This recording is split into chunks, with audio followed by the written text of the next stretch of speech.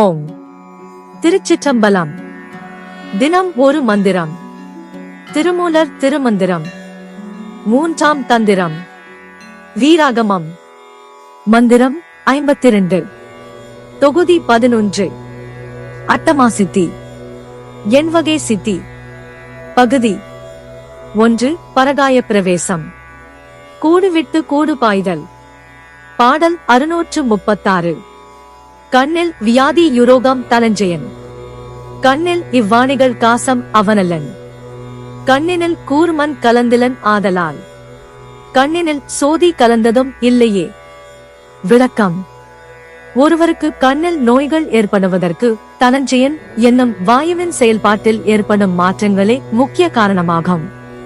கண்ணில் தோன்றும் கண்புரை நோய்களுக்கு அந்த வாயுக்கள் மட்டும் காரணமல்ல, அவை முறையாக இயங்காததே காரணம். கூர்மன் என்னும் வாயுதான் கண்களை திறக்கவும் மூடவும் இமைகளை அசைக்கவும் உதவுகிறது. இந்த வாயு கண்ணோடு சரியாக கலக்கவில்லை என்றால் கண்ணின் இயக்கம் பாதிக்கப்படும். மேற்கூறிய வாயுக்கள் சீராக இல்லாவிட்டால் கண்ணில் இருக்க வேண்டிய ஒளி மங்கிவிடும். அதாவது பார்வை திறன் குறைந்துவிடும். கூர்மன் வாயு இமைகளை திறத்தல், மூடுதல் மற்றும் கண்ணீரை சுரக்கச் செய்தல் போன்ற வேலைகளை செய்கிறது. இது குறைந்தால் கண்கள் உலர்ந்து போதல் மற்றும் பார்வை மங்குதல் ஏற்படும். தனஞ்சயன் வாயு உயிர் பிரிந்த பிறகும் உடலில் தங்கி இருந்து உடலை வீங்கச் செய்து பின் வெளியேறும் என்பார்கள். ஆனால் உயிர் இருக்கும்போது உடலின் திசுக்களை பராமரிப்பதில் இதற்கு பங்குண்டு. திருமூலர் இந்த பாடலில் வெறும் நோயை பற்றி மட்டும் பேசவில்லை, முறையான மூச்சு பயிற்சி மூலம் இந்த வாயுக்களை சீரமைத்தால் கண் நோய்களை தவிர்க்கலாம் என்பதையும் மறைமுகமாக குறிப்பிடுகிறார். Explanation.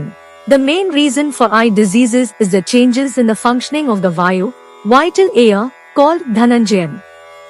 These Vayus are not the sole cause of cataracts and other eye diseases, rather, it is their improper functioning that causes them.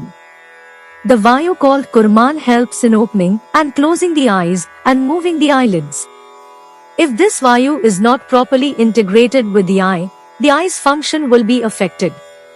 If the aforementioned Vayus are not in balance, the light that should be present in the eye will diminish, that is, vision will be impaired. The Kurman Vayu performs functions such as opening and closing the eyelids and secreting tears.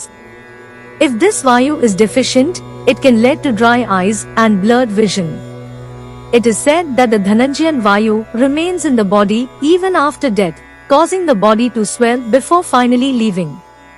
However, while alive, it plays a role in maintaining the body's tissues.